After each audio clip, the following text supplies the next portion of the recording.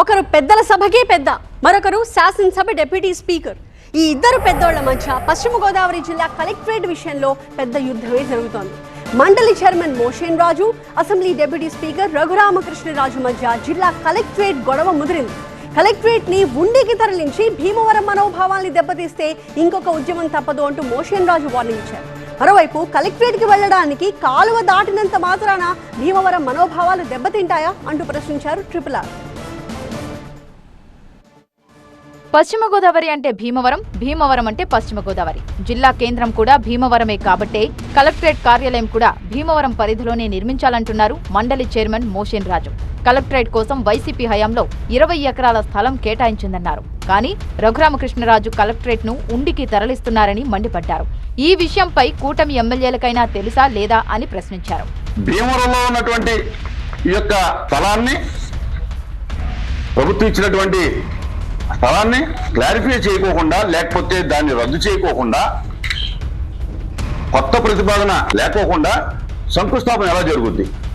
Bhimavaram MLA గారికి తెలియాలి. వారందరూ సమిష్టిగా నిర్ణయించామని చెప్పండి.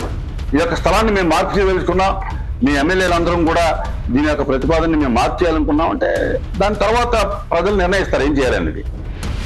కానీ మరి పక్కన్నటువంటి డిప్యూటీ స్పీకర్ గారేమో శంకుస్థాపన అని చెప్తారు, ఇక్కడ ఉన్నటువంటి ఎమ్మెల్యే గారేమో నోరు మెదపరు.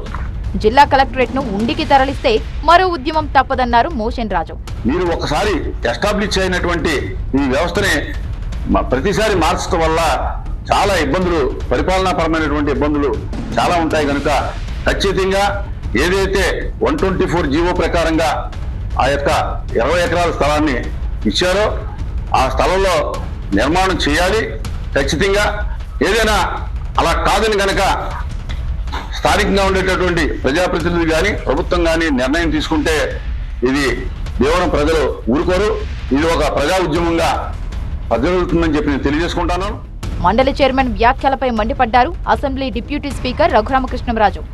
భీమవరంలో సరిపడ స్థలం లేనందువల్లే ఉండిలో కలెక్టరేట్ కార్యాలయాన్ని నిర్మించాలని ప్రతిపాదించామన్నారు.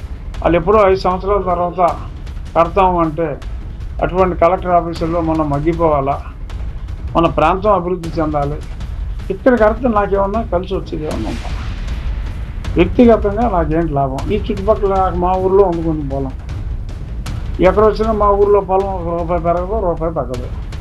ఒక మంచి కలెక్టర్ ఆఫీస్ ఉండాలి అనేదే నా కోరిక.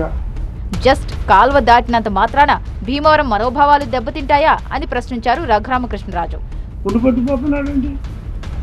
చాలా మంది మాట్లాడుతున్నారు, ఉండిపట్టిపోతుంది ఏంటి? ఎక్కడ పట్టి వెళ్ళిపోతాం?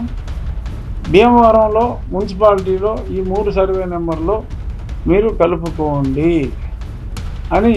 ఎందుకంటే నా పక్కనే కాలువ అవతల భీమవరమా? ఆ కాలువ ఎడగొచ్చిందా? భీమవరం మనోభావాలు దెబ్బతినస్తాయి ఆ కాలువ దాటితే. ఎలా అండి మనోభావాలు ఏంటి? దాన్ని ఏమన్నా బెత్తం చుట్టూ పుట్టారా? ఆ మనోభావాలు కనపడతాయా? ఏమన్నా కొట్టాడా? అసలు భీమవరం నుంచి పట్టుకుపోవటం ఏంటి?